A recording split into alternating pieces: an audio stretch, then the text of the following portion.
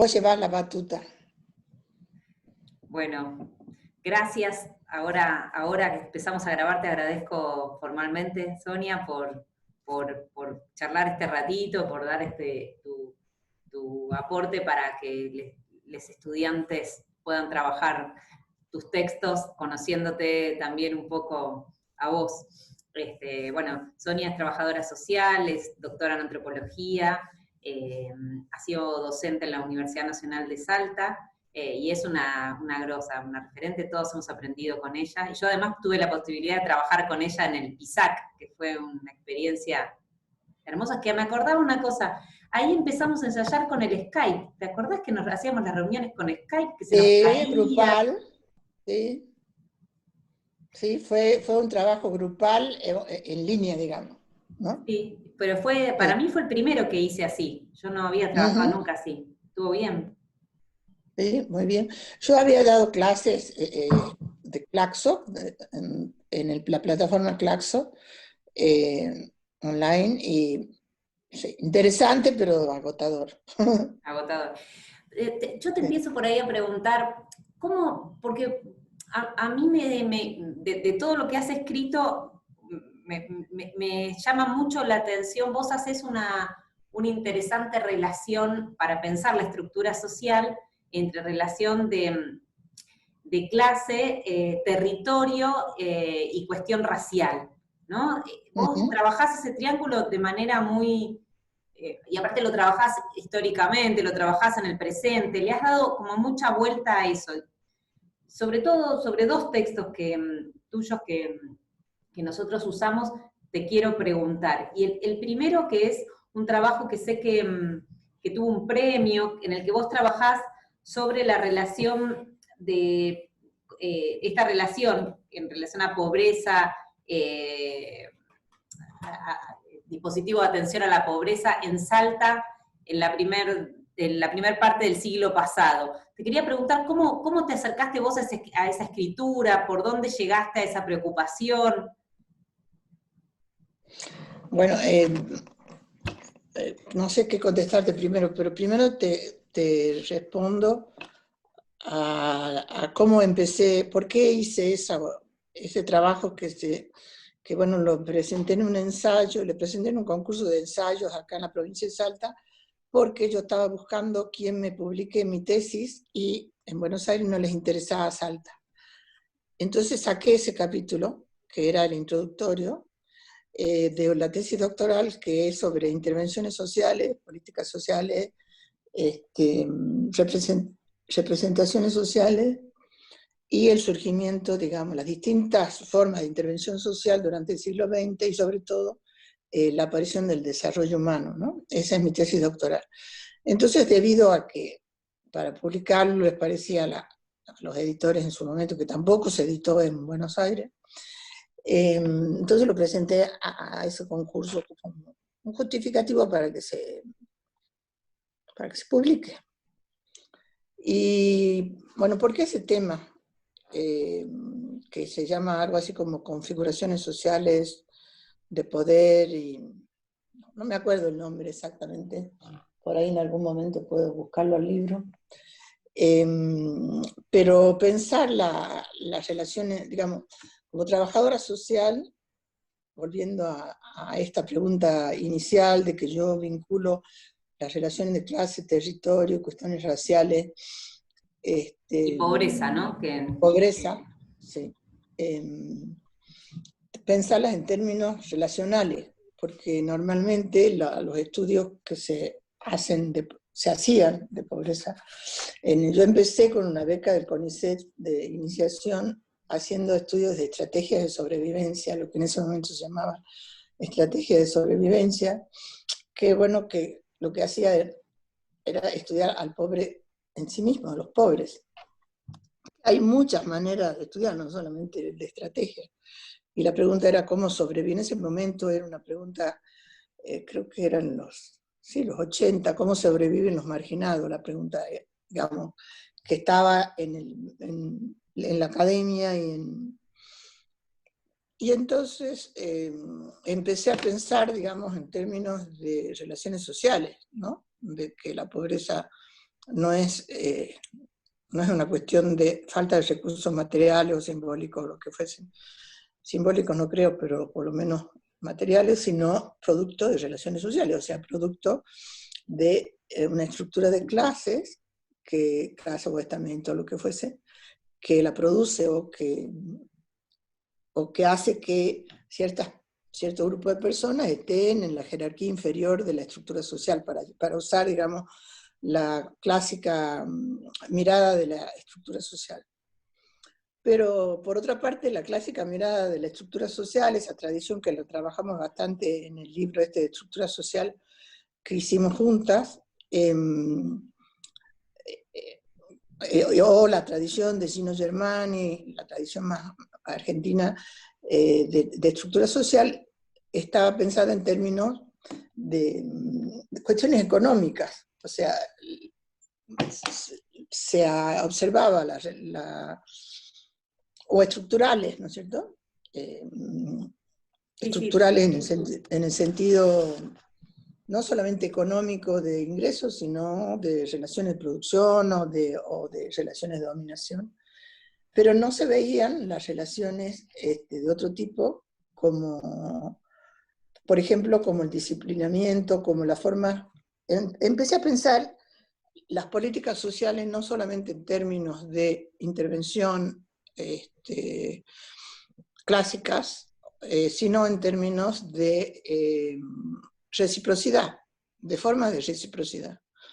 Y bueno, ahí me inspiré un poco en Doncelot, en toda la visión clásica, digamos, de escuela francesa. Castel también plantea, aunque tiene una mirada diferente. Y a eso le sumé la idea de configuraciones sociales de Elías, ¿no? Que en toda relación social, de clase, de género, de racial, lo que fuese, hay una reciprocidad y hay unas mutuas constricciones. Hay un toma y daca, por ejemplo, ¿no? Hay una relación, el don, o sea, la reciprocidad no solamente está entre los sectores populares, como normalmente lo vio la antropología, sino que es una relación social que se puede mirar dentro de las propias políticas sociales. Y a su vez, también pensar las relaciones de clase, no solamente como relaciones de dominación económica, como podría ser una visión más marxista clásica, sino también como una relación que implica contraprestaciones simbólicas, culturales, ¿no? Y ahí sí, bueno, o sea, eso para contestarte el tema de la intervención social, por qué hice ese libro, ¿no? Y además, ¿por qué aparece lo racial? ¿Por qué aparece o lo étnico, lo que quieramos llamarle, ¿no? Porque yo me puse a pensar hoy, ¿por qué escribí ese artículo de las configuraciones sociales y las formas de intervención social sobre la pobreza en la primera mitad del siglo XX en Salta?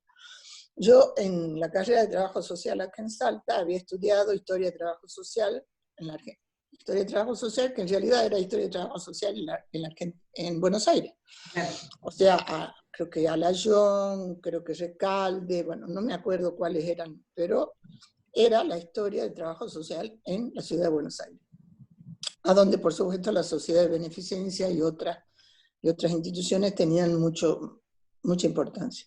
Pero no había nada de las provincias, absolutamente nada. Entonces cuando empecé a averiguar por qué, y por qué me interesaba estudiar la historia de la asistencia social para ver las representaciones sociales y la forma de intervención social. Porque las políticas, si uno las ve a las políticas sociales como una forma de, digamos, de relación y de intervención sobre el otro, y de disciplinamiento sobre el otro, y de contraprestación, digamos, donde hay una relación de toma y daca de diferente tipo, depende de quiénes son los actores, ¿no es cierto?, que juegan ahí. No necesariamente es de disciplinamiento al otro, como diría Foucault, sino también puede ser emancipatoria, puede ser producto de las luchas sociales, digamos. Pero siempre hay intermediaciones, y esas intermediaciones actúan, digamos, son fundamentales en cómo piensan al pobre, cómo lo piensan, y la intervención tiene que ver con eso, ¿no?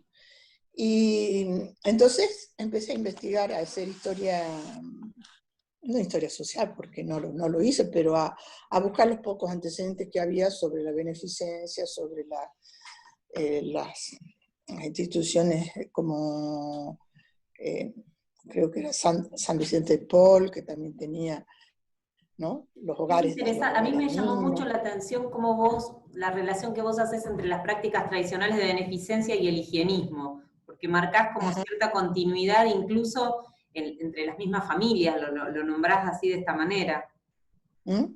Porque eso lo encuentro en la investigación, digamos. El higienismo, la beneficencia, bueno, eso ya ustedes lo saben, los trabajadores sociales, surge enseguida, luego de la independencia de la colonia, Rivadavia la funda con las damas de la beneficencia. Si bien era laica, porque creo que estaba antes la Hermandad de la Santa Caridad, entonces laiquiza en algún sentido la intervención social sobre los más pobres, pero con un tinte de clase, de clase de élite, ¿no? O sea, son las clases altas y oligárquicas de Buenos Aires las que intervienen sobre los pobres, y intervienen de una manera muy importante, porque la sociedad de beneficencia, bueno, tenía hospitales, escuelas, no era, qué sé yo, como ahora entendemos la asistencia, ¿no? Una ONG como las actuales, ¿no? Era, podríamos decir, un ministerio de asistencia social, ¿no?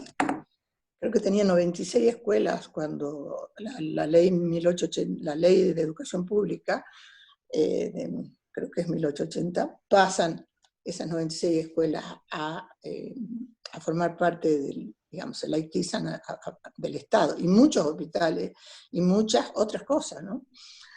Y concomitantemente hay todo un movimiento importante que es el higienismo, que en vez de ser femenino, ¿no?, como es la beneficencia, porque todavía sigue existiendo, sino era masculino, ¿no? Y venía de un saber médico,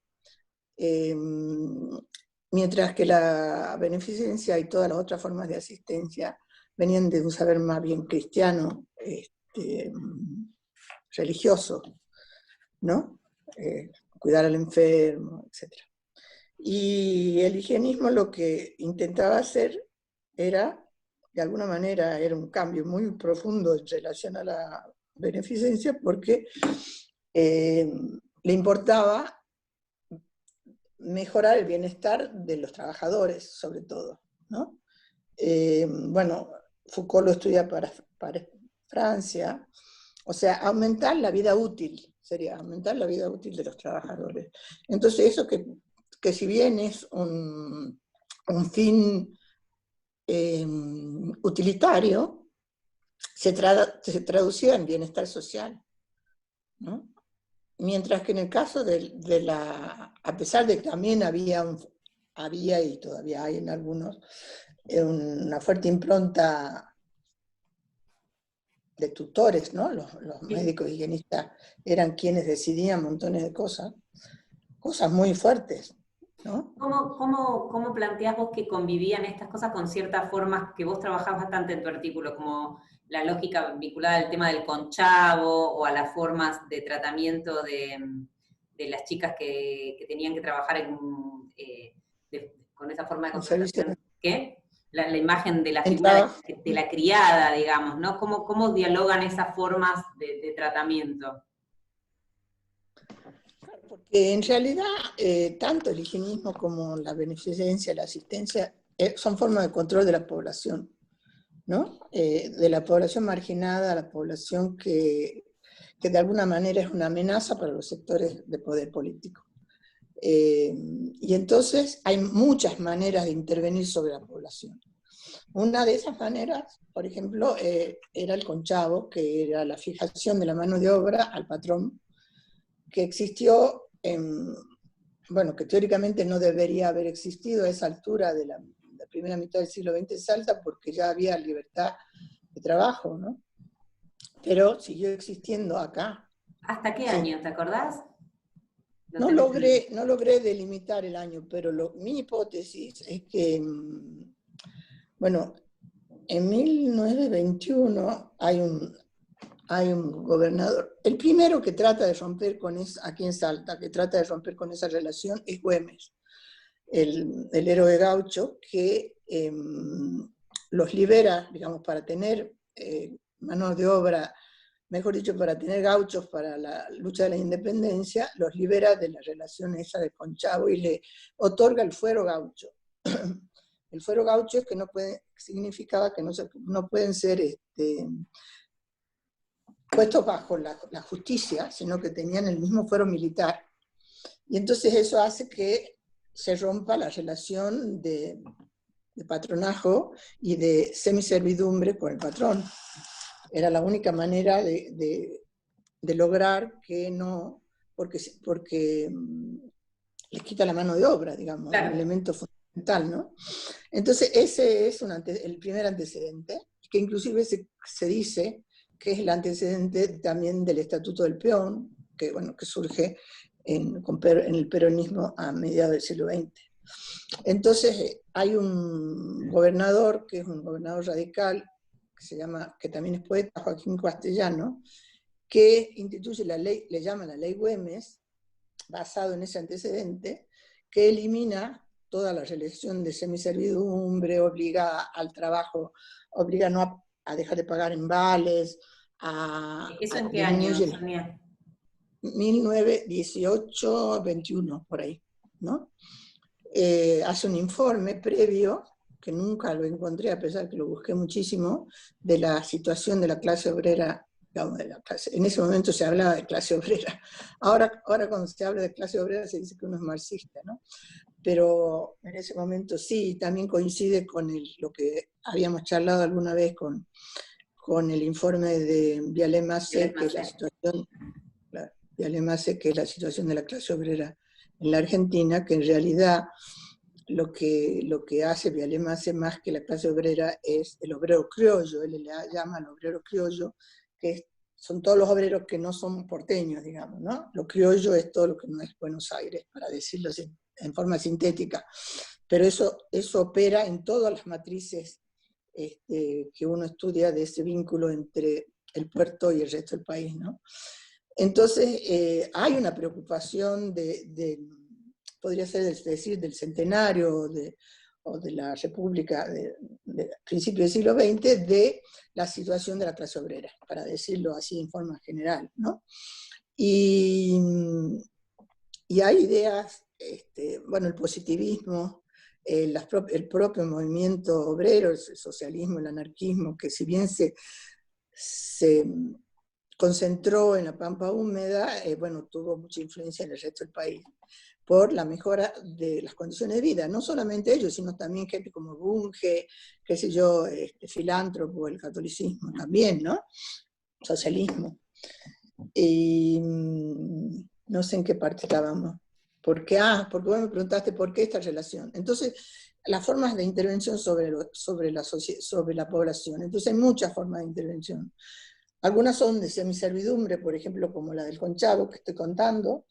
Vos me preguntaste cuándo se termina. Bueno, yo creo que te contaba que este gobernador salteño hace la ley Güemes, pero Irigoyen lo interviene, y lo interviene a favor de un sector de la oligarquía que se oponía a esa decisión, porque además la ley Güemes incluía también el control sobre las aguas, no solamente sobre la población, sobre la mano de obra, sino el control sobre las aguas, que en la estructura de la finca del latifundio es fundamental, ¿no? Entonces se interviene y no se pone en práctica. Y recién con el Estatuto del Peón, que hay un historiador salteño que dice que el Estatuto del Peón se inspira en la ley Güemes y en la ley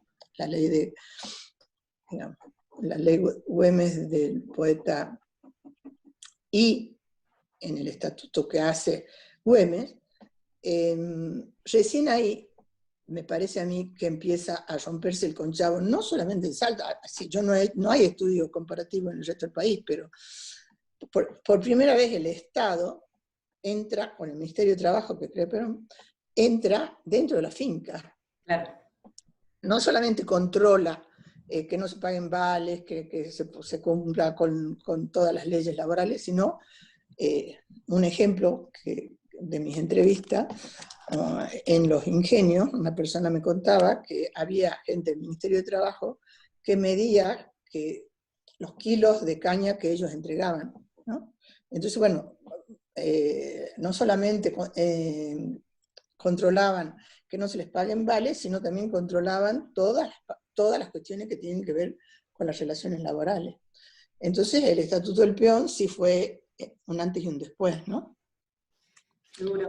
Aunque acá se resistieron a ponerlo en marcha, y recién después de un año la Sociedad Rural Salteña se opuso, y bueno, recién después de un año se logró. Es increíble que a primera mitad del siglo XX recién se haya roto con una relación de ese tipo. Por algo, pero nace el Estatuto del Peón, ¿no?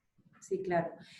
Sonia, y hay un tema que es muy, muy importante en los dos artículos tuyos que quería conversar con vos, que es la cuestión de la relación pobreza y etnicidad, o pobreza y raza. Porque en estos dos artículos es fuerte, y me parece que es interesante, y además me parece muy interesante porque el artículo, el texto, este libro tuyo sobre el análisis que haces en Salta en la primera mitad del siglo, en realidad uno podría decir que permite también entender lo que vas a decir después sobre el tema de pobreza y racialización en la toma del Parque Interamericano en Ciudad de Buenos Aires. O sea, ¿no? Como que hay una relación entre la idea de la pobreza y la cuestión racial, que es una relación no suficientemente tenida en cuenta, digamos, en los estudios sobre pobreza. Entonces te quería pedir algo que contaras sobre este estudio, sobre esto en el estudio salteño que vos haces en el siglo pasado, y después que pasáramos a charlar de cómo pasaste a analizar este tema de racismo indio en el artículo que analizás lo sucedido en la toma del Parque Interamericano. Bueno, lo que aparece en los archivos, digamos, y en la forma, en las políticas sociales, es rápidamente. Bueno, yo también no solamente estudié las ordenanzas en este artículo de los distintos organismos asistenciales y higienistas, sino también ensayos sobre cómo ciertas personas o expertos o intelectuales orgánicos, como quisiéramos llamarlo, se pensaban a sí mismos y pensaban a la sociedad. Hay un artículo que yo había leído de Emilio Tenti, a donde él habla de los atributos autorreferenciales de las mujeres en la sociedad de beneficencia, ¿no? Y bueno, y ahí se ve claramente una cuestión de clase, o sea, de clase en el sentido de que hay una autorrepresentación de superioridad, y hay a su vez una representación de los pobres de inferioridad, y además aparece también allí, a nivel nacional, el criollo, ¿no? Formas de mestizaje. Tomando a Marisol de la Cadena, yo le llamo los regímenes de mestizaje de la Argentina. Aparecen fuertemente como las formas en que se representa el pobre son por lo general digamos, está cruzado por una matriz muy fuerte que atraviesa la construcción del Estado Nacional Argentino, que es la Argentina blanca y la Argentina mestiza, para llamarlo de alguna forma, ¿no? Esa matriz, o entre el puerto y el interior, o entre el puerto y las provincias, que aparece en tres. Yo he escrito un libro que se llama El racismo en la Argentina, a donde este artículo al que vos te referís es un capítulo, a donde muestro que bueno, esa construcción de la Argentina blanca, que viene dada por las políticas de migración externa de principios del siglo de finales del siglo XIX, principios del siglo XX, bueno, que ya sabemos que están además fundamentadas en otra patrón que es civilización o barbarie. Entonces, bueno, ya digamos, ese mito fundante de la Argentina está pensado en términos de eliminar a los bárbaros, y una manera de eliminar a los bárbaros era las políticas de blanqueamiento y de mestizaje que, entre otras, fue la promoción de la migración europea. Bueno, se quería que migraran aquí a la Argentina ingleses, pero no, fueron españoles y italianos sobre todo, aunque hubo migración de todo tipo. Pero bueno, esa es ya un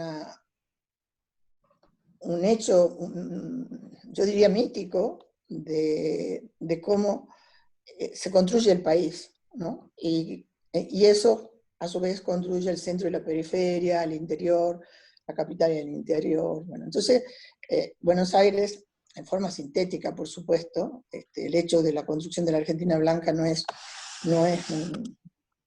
una magia, sino es un proceso social, porque el impacto migratorio fue impresionante, ¿no es cierto?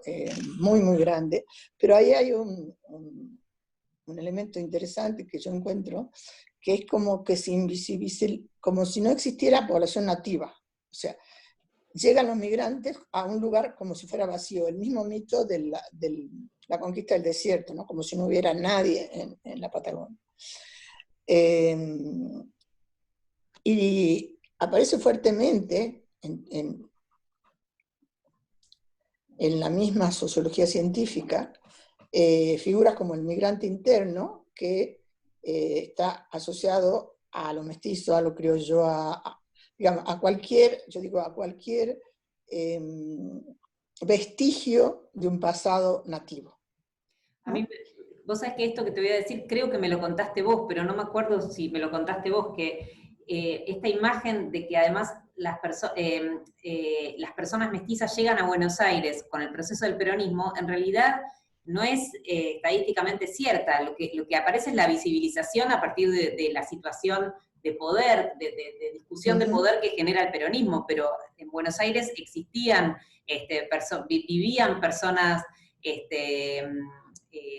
mestizas, pero parecían ocultas, porque esta imagen de que aparecen los mestizos con las patas en la fuente del 17 de octubre, digo, esa imagen no es real en términos estadísticos, en términos de la población. Lo que hay es una visibilización de ese sector, de ese actor. Claro, Creo que me claro, lo contaste exactamente. vos, o no me acuerdo si Sí, está en el sí, libro de Torrado, pero... sí, Torrado, bueno, sí, ahí en ese artículo lo digo, pero también, por ejemplo, hay un artículo de Grimson que dice lo mismo. En realidad, la migración comienza, a ver, lo que se llama en la sociología científica migración interna por migración extramarina, ¿no? La migración interna sería la migración de argentinos, la movilidad de argentinos a su propio país.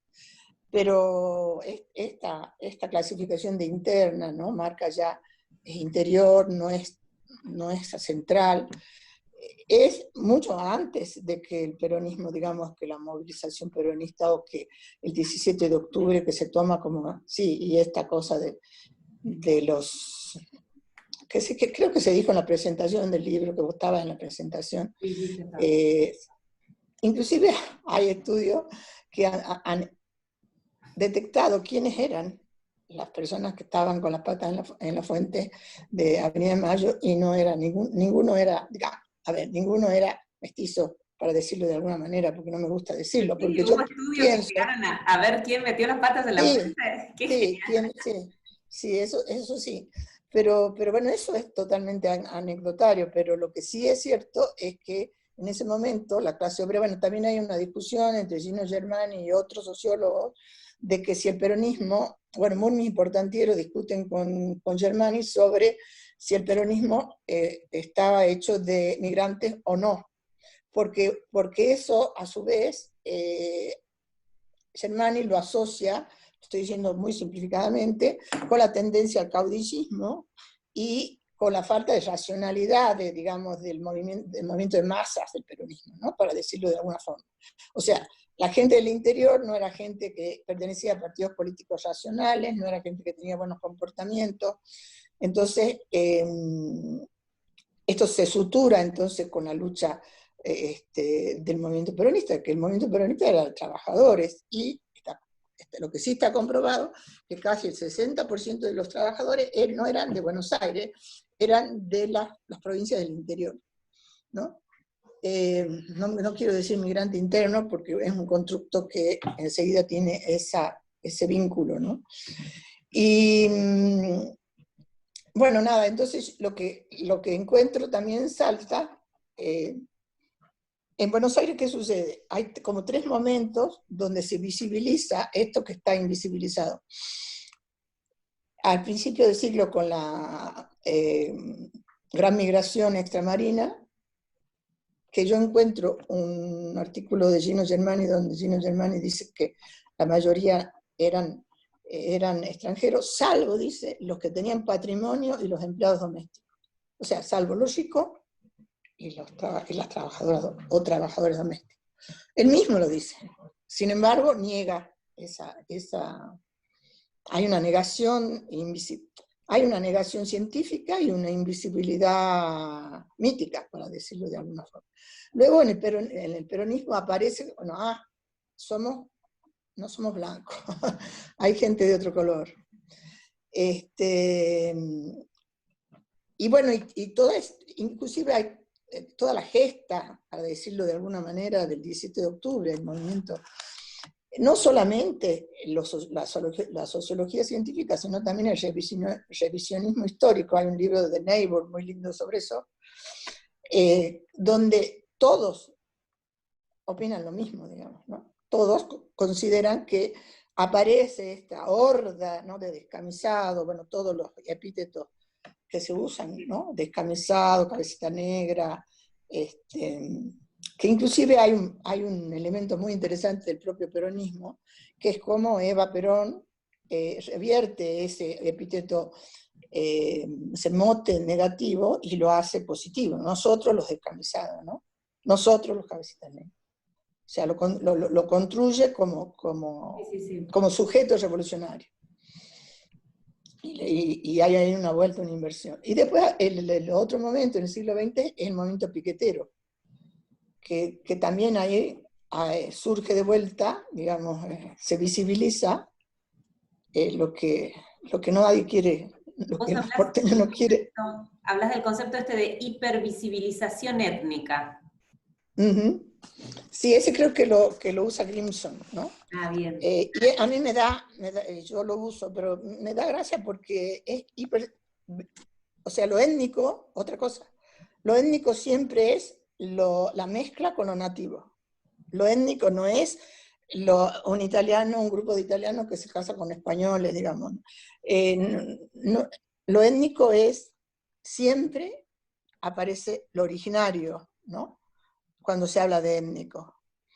Que sea Huichima, Taco, ¿no? Toba.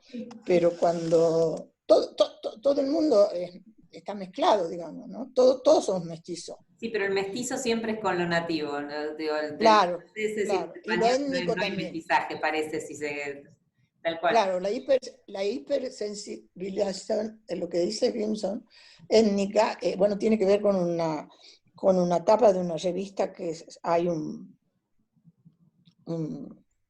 hombre que es del Chaco, ¿no? Entonces, claro, bueno, esa sensación de invasión, que la describe también no Adamowski, sino un antropólogo cuyo nombre no recuerdo, ¿no? Del malón, de que Buenos Aires se siente invadida por el malón y siempre hay un indio atrás de esa invasión, ¿no? Bueno, nada, eso para Buenos Aires. Y para el caso de Salta, o sea, es claramente, ¿no? Es muy difícil probar la relación entre ascendencia nativa y pobreza, pero hay un estudio, no me acuerdo en este momento de quién, pero el que coordina los estudios de pobreza de la UCA, que muestra, tal vez, que muestra que el color de la piel oscura, digamos, las personas con igual instrucción tienen menores posibilidades de acceder a trabajos de mayor jerarquía, ¿no? Porque ese es otro tema, o sea, ¿cómo se estudia eso? ¿No? Porque la gente se corre de ese lugar. Y hay un estudio hay estudios ya de antropología genética que muestran que en la Argentina el 60% de la población tiene sangre nativa, Claro. y el 30 o el 40 tiene sangre africana. O sea que hay pruebas científicas de que no somos blancos, digamos. Bueno, ser blanco, ¿qué es? ¿No? Es como, yo pienso, cuando uno los plantea en esos términos, casi en términos nazistas, ¿no? ¿Qué es ser blanco? Sí, sí. Pero ¿No? sin duda me parece que vos tenés muy claro, trabajás muy claramente esa relación y sobre todo con el constructo y con esto te pido, con esto ya te libero, pero porque vos trabajás muy bien la crítica al concepto de interior, que se usa como que es una categoría nativa, pero es un constructo complejo, porque digamos, te quiero pedir alguna opinión sobre esta idea de interior, y con eso ya vamos cerrando, te libero. Sí, para mí, digamos, estas matrices, civilización o barbarie, blanco, mestizo, puerto interior, son como mamuscas, ¿no? Están encajadas una en la otra. Y el interior, por lo general, cuando yo empiezo a investigar, todavía me falta leer bien la literatura porteña, pero lo que he ido leyendo sobre el interior, cómo se visibiliza el interior, desde Buenos Aires, siempre se visibiliza distante. O sea, yo les digo, pero ¿ustedes qué son? ¿El exterior? Si nosotros somos el interior, ¿ustedes qué son? El exterior. Porque además yo lo he vivido en carne propia. O sea, el interior atraviesa las clases sociales, ¿no? Y hay una idea despectiva del interior. O sea, las universidades del interior. Yo digo que, además, todo lo que no es Buenos Aires es regional. La literatura es regional, el trabajo social es regional, no sé, la geografía es regional, ¿no? La economía es regional. Todo lo que no es Buenos Aires es regional. Y hay, o sea, sigue habiendo en el presente esa matriz. Bueno, yo ahí en el libro muestro un artículo de Susana Torrado y de otra persona que vuelven a plantear, cuando surge el tema de los piqueteros, el movimiento piquetero, esta división entre la Argentina blanca y la Argentina criolla. O sea, la palabra criollo, que uno podía pensar que ya había desaparecido, ¿no? Con el criollismo, qué sé yo, no, vuelve a aparecer. O sea, renace cada vez que los sectores marginados, y por lo general, digamos, con ascendientes de población nativa, reclaman derechos, ¿no? Muy interesante. Entonces, sin nada, y entonces empecé a trabajar no solamente, porque ese centro interior, el centro civilizado y el interior bárbaro, el malón, el miedo al indio, ¿no? Que está ahí acechando, también se duplica aquí, en esta provincia, o sea, la capital y el interior, ¿no? Se usa ese mismo esquema dual, y también se cree lo mismo, digamos, que nosotros somos una ciudad, qué sé yo. También está esa otra dualidad, lo urbano, lo rural, ¿no? Que sigue, una matriz que sigue, a pesar de que cada vez hay menos rural, digamos, espacios rurales puros, lo rural se asocia con el interior mestizo, criollo, bárbaro, arcaico, tendiente al caudillismo, digamos, ¿no? Hay como matrices que se reproducen y que inclusive que aparecen en los estudios científicos, claramente. Y es muy interesante verlo desde el punto de vista de la intervención, y ya para terminar, con la pobreza, porque en el caso, por ejemplo, de Buenos Aires, aquí también en Salta, hay mucha migración boliviana, y ahí hay una mímesis entre el migrante boliviano, peruano sobre todo, el paragua, como ustedes le dicen al paraguayo, y el interior mestizo, ¿no? Entre comillas. Hay como una subsunción de motes discriminatorios que, trabajando como trabajador social, bueno, es visible eso, ¿no? Es muy visible. Y cada vez más visible porque mientras más, por ejemplo ahora, ¿no?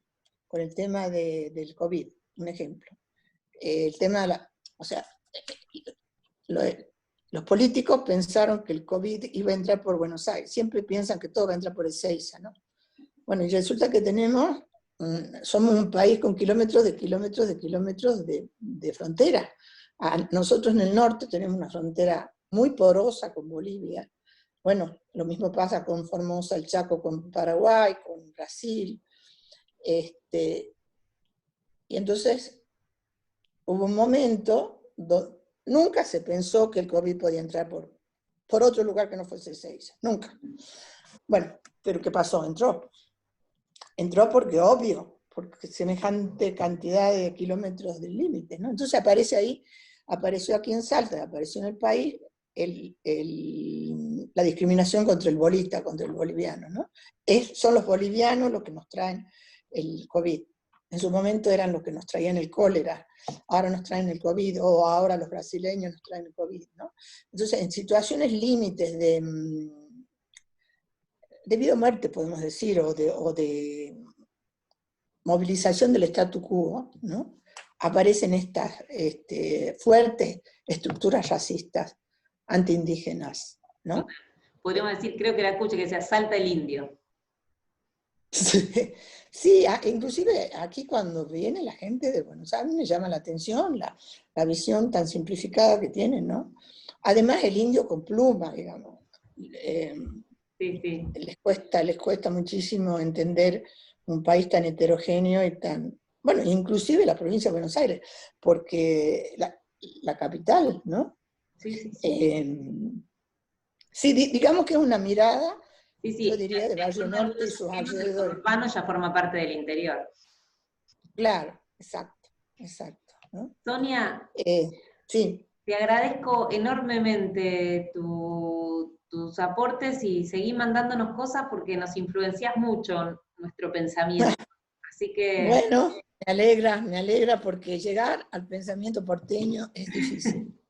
Así que me alegra. Bueno, pero sí, te estamos leyendo mucho por acá. Formás parte de los programas de estudio, en grado, en el posgrado, así que mantenernos al tanto, y yo siempre guardo la ilusión de ir a visitarte a Salta, así que... eso seguro, vengan. Cuando podamos viajar. Sí. Ojalá que la serán próxima bienvenidos. sea en Salta. Y bueno, y los saludo a los estudiantes, aunque no los conozco, los saludo y les agradezco. Los felicito por la profesora que tienen. No le... Sí, los felicito por la profesora que tienen y bueno, les mando un saludo y cualquier cosa a su servicio. Bueno, para que Muchas gracias, Anita. Acá la grabación, quédate un segundito.